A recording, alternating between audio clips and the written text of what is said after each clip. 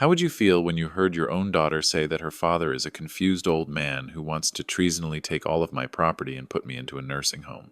I spent a lifetime restoring broken things, believing that everything could be saved. But when I overheard my own daughter planning to sell my business and my home, I learned that some bonds are too broken to be fixed. The real value in an old man's wisdom isn't in what he keeps, but in what he's willing to let go of. And my family was about to learn that lesson. My life's work wasn't just my hands repairing intricate clocks. It was in the very walls of my antique shop in Charleston, a prime piece of real estate in a city that breathes history. I am Arthur Finch, a retired watchmaker, and for 30 years this shop and the apartment above it have been my sanctuary. My late wife Ellen was the soul of this place. She helped me build it, filling our lives with a warmth that even now, years after her passing, still echoes in every room. We raised our daughter Diane here. I always believed this sanctuary would be her inheritance, a testament to our love and hard work. Now she is a real estate developer, married to a financial analyst named Greg, a sharp young man I thought I could trust. That afternoon, the Charleston sun filtered through the shop's front window, painting stripes of light on the hardwood floor. I was at my workbench, a familiar, comforting rhythm that I believed would carry me through my remaining years. It was then that my cell phone buzzed. It was Diane. I picked it up, unaware that the quiet rhythm of my life was about to be shattered. The phone in my hand buzzed with Diane's name, pulling me from the intricate gears of the vintage pocket watch. I picked it up, my heart a little lighter just hearing her voice. "Dad, how are you holding up?" Her voice was a familiar comfort, but I could hear a forced cheerfulness in her tone. I leaned back in my worn leather chair. "Oh, you know me, sweetheart. Just finished mending a vintage pocket watch." "A watchmaker's hands never get old. They just get wiser," I replied. "That's sweet, Dad. Listen, I have to go. Greg and I have a meeting with a client, a very important one. I love you. I love you too, sweetheart. Be careful." I heard a faint click, followed by the rustle of a handbag. I assumed she had hung up, but the line remained open. Then I heard Greg's deep, matter-of-fact voice, and my blood ran cold. "You see how he is, honey?" Her voice was no longer soft and caring, but sharp, calculating. "He's losing his focus. It's only a matter of time before he burns the shop down." My hands, which had so recently been working with delicate precision, now trembled uncontrollably. I gripped the receiver, unable to move, unable to breathe. "It's time, Diane," Greg said, his voice cold. "Our last quarterly report was a disaster. We need that capital to stay afloat, and that prime piece of real estate is our only way out." I know, Diane's tone was all business. "A friend of mine at the city council says that property alone is worth well over $1 million. With the shop's history, we could get even more. It's a gold mine. We could finally get out of this mess." Then I heard them laugh. Not a laugh of joy, but of a shared, venomous secret. "So, what's the plan for him?" Diane asked. "We sell the house, put him in a decent nursing home, not too expensive, and we finally buy that house in Boulder we've been looking at," Greg replied. The words hit me like a physical blow. The antique shop, the home I built, the legacy I thought was priceless, was just a financial asset, a gold mine to them. And I was nothing but a burden to be warehoused, as they say. The phone slipped from my numb fingers, clattering onto the hardwood floor, a symbol of a promise broken. It was not the silence of peace, but the deafening silence of a broken heart. My daughter, the girl I raised in these very walls, wanted to get rid of me, and she was already planning how to spend my life's work. The phone lay on the hardwood floor, a silent witness to a conversation that had shattered my world. I sat in the sudden quiet, surrounded by the objects I had dedicated my life to restoring, each one now a monument to my naive belief that everything could be mended. The old grandfather clock, Ellen's anniversary gift to me 15 years ago, ticked steadily in the hallway. Its rhythm, once a comforting presence, now felt like a countdown to my own obsolescence. The pain was a physical weight in my chest, a cold lump of betrayal that made it hard to breathe. My own daughter, the girl I had raised in these very walls, had decided I was no longer a father to be cherished, but a problem to be solved. My home, the sanctuary Ellen and I had built with our sweat and love, was just a line item on their financial report. a resource to be liquidated. I don't know how long I sat there in the dark, Ellen's face watching me from her framed photograph on the mantel. Her eyes seemed to hold a mixture of disappointment and warning, a terrible knowledge of what was to come. I thought about her last words to me, a promise she made me swear to keep. Don't let them take advantage of you, Arthur. I had failed that promise already. I had given them so much love and support that they had come to believe it was their right, not a gift. But in the cold, hard silence of the shop, the grief slowly began to give way to something else, a cold, focused fury that I hadn't felt since my days as a young watchmaker. A craftsman doesn't fix a watch by yelling at it. He fixes it by observing, analyzing, and then acting with surgical precision. And a father doesn't confront a betrayal with anger. He confronts it with wisdom. I wasn't confused or helpless. I was meticulous. My mind, trained for decades to see the intricate connections between gears and springs, began to work on a new problem, a different kind of restoration. The silence became my greatest weapon. They thought I was oblivious. I would let them keep thinking that. I would play the role of the confused old man perfectly, while quietly, methodically, and with all the precision of a master watchmaker, I would dismantle their cruel plot and rebuild my own life. My first step was clear. I needed a lawyer, not the one Diane would recommend, but one that she and Greg would never find. My plan began with a quiet, methodical precision that felt both foreign and familiar. It was the same process I'd used to rebuild a clock's inner workings from a pile of rusted parts. But this time, the gears were my own life. I began to liquidate the most valuable assets from my private collection, the pieces Ellen and I had acquired over a lifetime. Each one held a story, a memory. I sold the French carriage clock we'd bought on our 25th anniversary, the one that chimed the hours with a delicate lilting song. I sold the rare first edition pocket watch from the late 1800s that Ellen had found at a flea market, its face painted with a miniature portrait of a young woman who looked like her. Every transaction felt like cutting a piece of my past away, a painful but necessary act. I wasn't just selling objects. I was converting my legacy into an invisible, untraceable force. My new legal counsel, a sharp, no-nonsense attorney, in a neighboring state, guided me through the financial maze. We transferred every cent into a secure private account, a fortress no one, especially Diane and Greg, would ever find. I felt a pang of guilt, a fleeting moment of self-doubt. Was this right? Was I being as cold and calculating as they were? But then, my phone would ring. "Dad, it's Diane. Just calling to check in." Her voice was a sugary, sweet pretense. "How's your day going?" "Oh, sweetheart," I'd reply, my voice a little slower, a little more confused than usual, just, puttering around the shop. I think I forgot what I was doing a minute ago. A nervous, calculated laugh would echo through the phone from her end. "That's okay, Dad. It happens to all of us." I could almost hear her giving Greg a knowing look, reinforcing the lie I was so carefully constructing. They were convinced I was deteriorating, that their cruel plan would be a simple, clean, and profitable one. They had no idea that beneath the surface of my gentle confusion, a master watchmaker was working, his hands steady, his mind sharper than ever. I was just giving them enough rope to hang themselves with.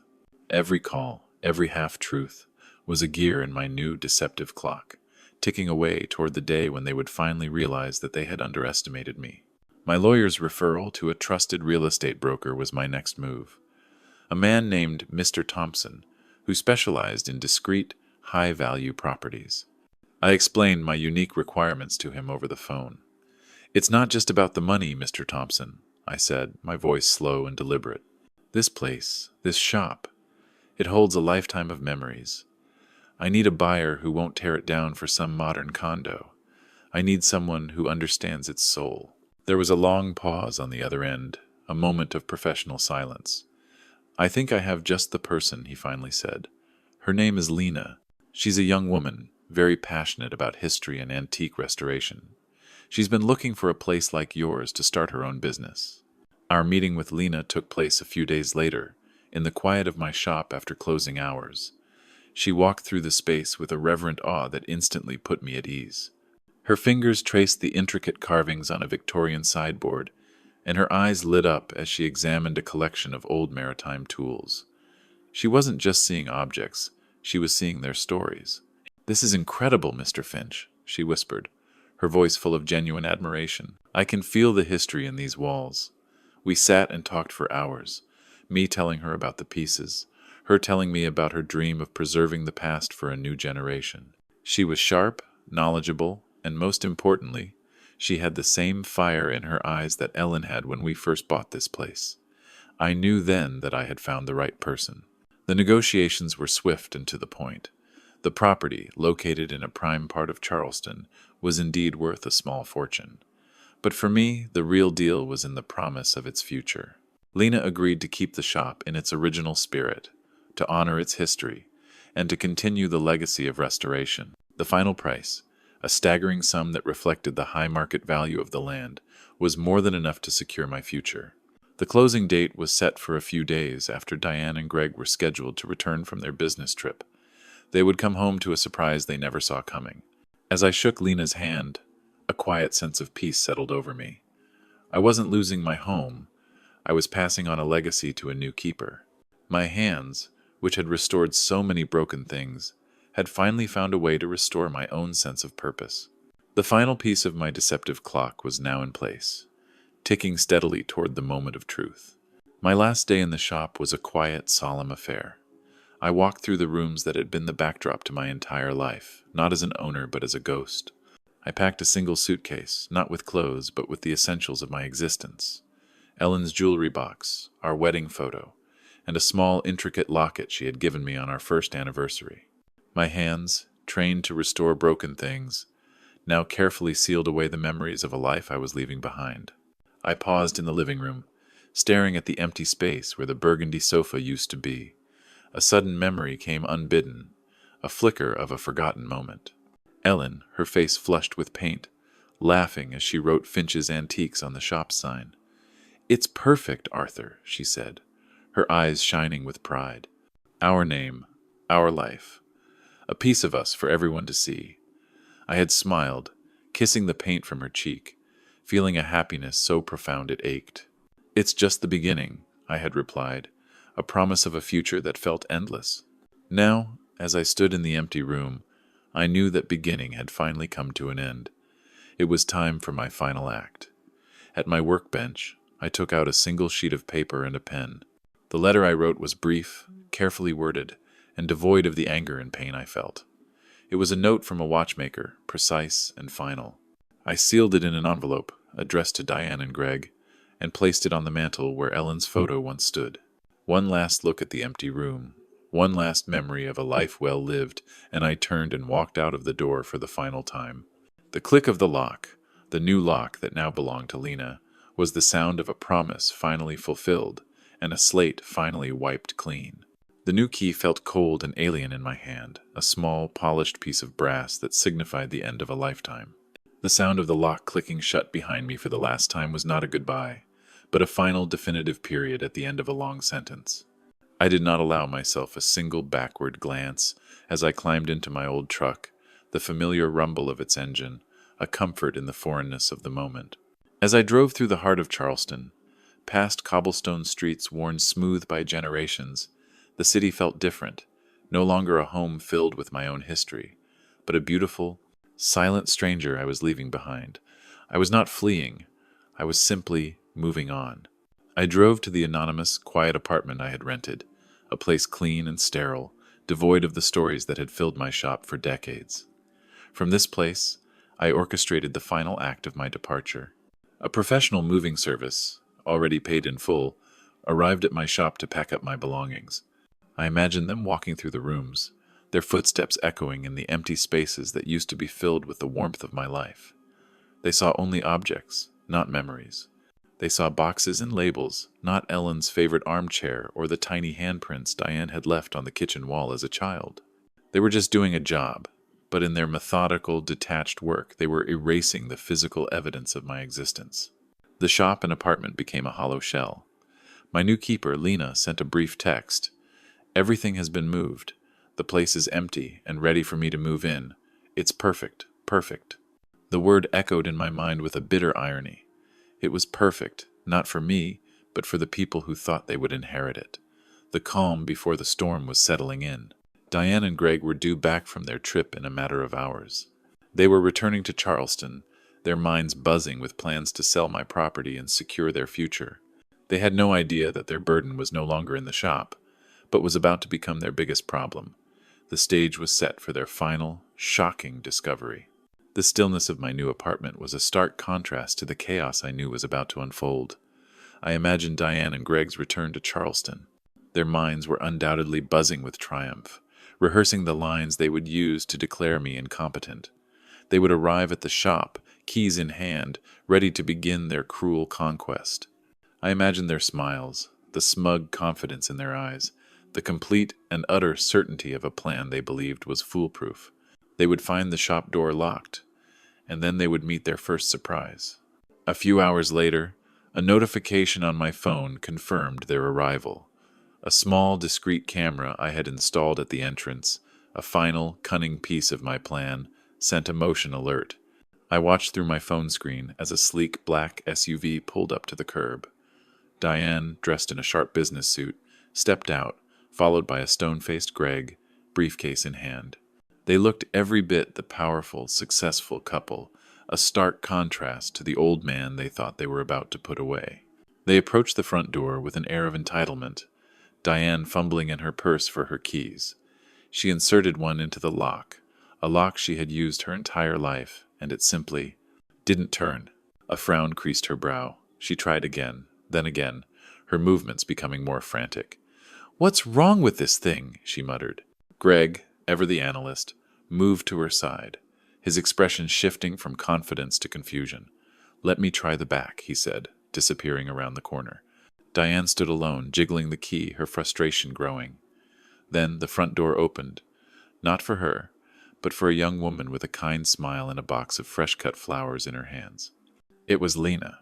Diane stared, her mouth slightly ajar. "Excuse me," Diane said, her voice sharp with authority. "Who are you, and what are you doing in my father's house?" Lena smiled, a calm and collected expression that instantly put Diane on the defensive. "This isn't your father's house," she said, her voice gentle but firm. "It's mine. My name is Lena, and I'm the new owner."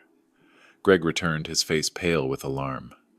The key to the back door, a key he knew by heart, had also failed him. He stood in the entryway, staring at Lena and the floral arrangements she was carrying, his mind racing to process the impossible. The shock on their faces was palpable. Their foolproof plan had just hit its first and most devastating obstacle. Their smug confidence was gone, replaced by a deep and terrible confusion. The silence in the entryway was heavy, thick with the weight of their disbelief. Greg's face, pale with alarm, was locked on the young woman standing before them, Lena. The keys he had trusted for a lifetime lay useless on the floor, and the briefcase he carried felt like a hollow mockery of his professional pride.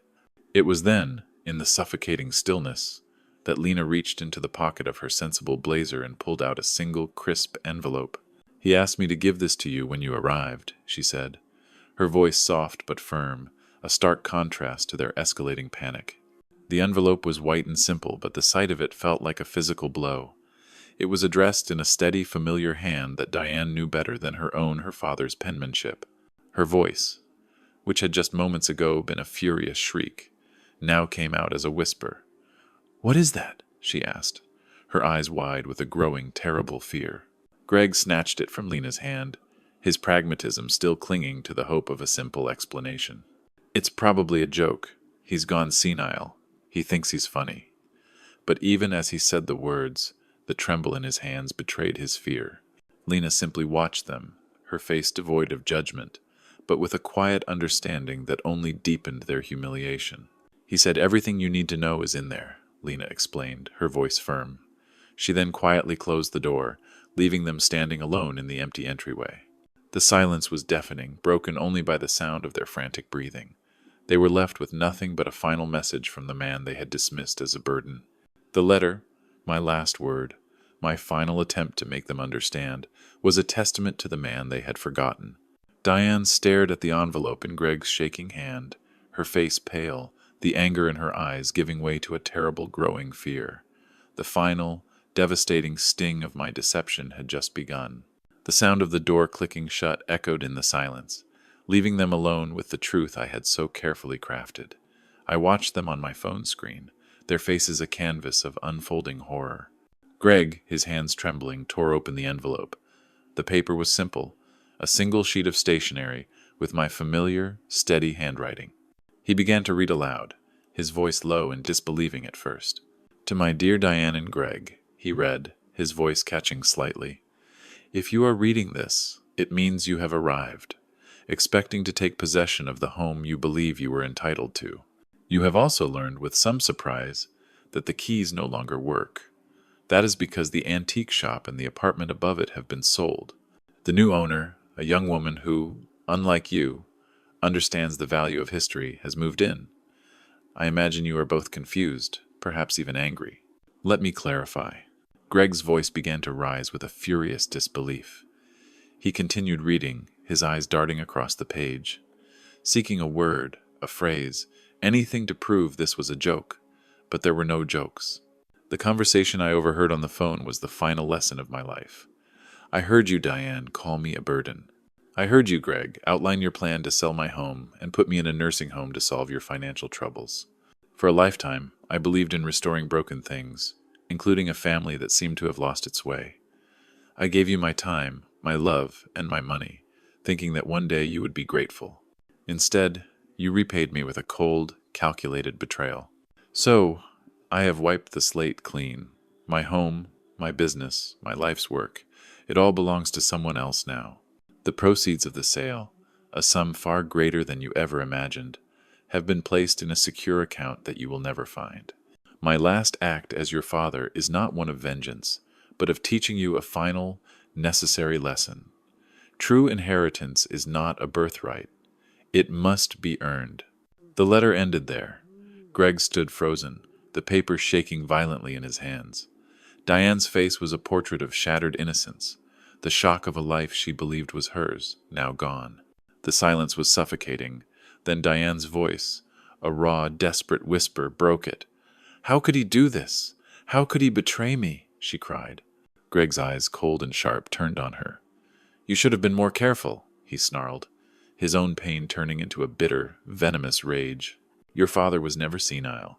He was playing us the entire time. He never trusted us, because of you. This is all your fault." Their partnership, built on greed and lies, was now crumbling into a million tiny pieces. The empty entryway was now a courtroom, and in the deafening silence that followed, Diane and Greg were left to preside over the judgment of their own making. The fury that had exploded between them was now a bitter, cold frost that settled over the air. "You were the one who pushed for this," Diane shrieked, her voice raw and breaking. "You said we needed the money. You said we had to find a way out of our financial mess." Greg's face, a mask of cold fury, was a sight I had never seen before. "It was your idea to have him declared senile," he shot back. "It was your words that sealed our fate. Your father never trusted me, but he trusted you, and you repaid that trust by calling him a burden." He gestured around the empty room with a trembling hand, the space that was supposed to be their new beginning, now a monument to their spectacular failure. "A burden, Diane. He called you out on it. He heard you, all of it." The argument devolved into a venomous recitation of past grievances, and a cruel tally of their own failures. The business deal that Greg's firm had bungled, the reckless spending that had plunged them into debt, the lies they had told their friends to maintain the illusion of success. With each angry word, their partnership, built on a foundation of greed and deceit, crumbled into a million tiny, irreparable pieces. They were no longer a united front. They were two desperate, cornered animals turning on each other, their true characters laid bare in the empty space that had once been my home. And the consequences, as swift and precise as my watchmaker's hand, were only just beginning. The news of my abrupt departure and the sale of the antique shop spread through Charleston's tight-knit community like a wildfire. It was a scandal that had everything: money, family betrayal, and a perfect, dramatic twist. Greg's colleagues at his financial firm, already wary of his past ethical missteps, heard the story, and his professional reputation was in tatters. A man who couldn't be trusted by his own family, they reasoned, couldn't be trusted with their money. Diane, whose social standing was her most valuable currency, found her world crumbling around her. Her phone, which had just hours before been buzzing with text messages and calls from her friends, was now ominously silent. She was no longer the charming socialite with the perfect life. She was the cruel daughter who had tried to put her aging father in a nursing home for money. The doors of her social clubs and her professional network closed one by one, sealing her in a suffocating chamber of her own making. They were left with nothing, no money, no house, no friends, and a mountain of debt that was now their burden to bear. The slate was clean, not just for me, but for them as well. They were given a blank page, an opportunity to rebuild a life on their own terms, free from the comfortable, corrupting wealth that they believed was their birthright. But as I watched them on my phone screen, their faces twisted with rage and despair, I knew they hadn't learned the lesson. They were just angry they had lost the game. The drive out of Charleston felt less like a retreat and more like a pilgrimage. I left behind the chaos and the shame, the bitter recriminations of Diane and Greg, and the ghosts of a life I had so cherished.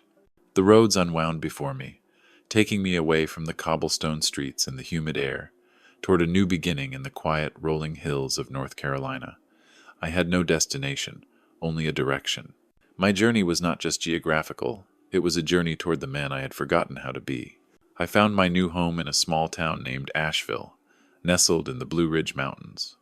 It was a place that, like me, felt lived in and full of quiet wisdom. The people were kind and unpretentious, their conversations about gardening and the weather, not market trends or real estate. I rented a small, unassuming space on a side street, a cozy workshop with a big window that overlooked a quiet park. It was here, surrounded by the scent of fresh wood and the steady, comforting ticking of my own creations, that I began to rebuild. My new life was simple, a stark contrast to the one I had left behind. I spent my days at my workbench, my hands, once again, repairing delicate gears and polishing worn brass. But this time, it was different. This time, I was not building a legacy for a family that did not want it. I was building a life for myself. I fixed watches for my new neighbors, a small, honest trade that paid me in gratitude and simple kindness. I had no grand ambitions, no need for a massive fortune. All I needed was the steady rhythm of my work, the quiet company of my own thoughts, and the freedom to simply be. I was no longer a victim or a strategist. I was just Arthur Finch, the watchmaker. The ticking of a new clock had begun, and it was a melody of peace, of freedom, and of a life reclaimed. My new life in Asheville was no longer about restoring antiques, but about restoring myself. I sat at my workbench, the afternoon sun warming my face as I polished the intricate face of a new watch I was building, a final masterpiece for myself. The quiet town, the simple friendships, the peace in my heart. It was a different kind of wealth. Diane and Greg were gone from my life, no longer an obstacle, no longer a burden. I didn't hate them. I simply pitied them. They were still lost in the pursuit of something external, something that could never fill the void in their souls. They had traded a father's love for a fleeting chance at fortune, and in doing so they had lost both. I, on the other hand, had lost nothing. I had gained my freedom, my dignity, and a profound sense of purpose. This entire family story taught me that God's plan is not always the one we expect, but it is always the one we need. I thought about the antique shop, about the memories of Ellen and Diane, the good times we had there. It was all a part of my family story, a beautiful but flawed tapestry that I had finally and peacefully unraveled. And in the silence, I felt a profound sense of peace. I had a new home, a new purpose, and a new understanding of what truly matters. I put my tools down, smiled to myself, and thanked God for giving me a second chance. The world had told me I was a burden, but God had shown me I was a man of value. My journey is a testament to the fact that while some bonds may be too broken to fix, our spirit is not. My advice to you, if you are listening to this family story, is to know the value of what you have before it is taken away. And if you have lost your way, know that it is never too late to find peace. Turn to God, and He will show you the way. If this story has touched you, please like this video, subscribe to the channel for more powerful stories like this, and share your thoughts in the comments below. We would love to hear your impressions. To listen to the next compelling story, Click on the box on the left. Thank you for watching.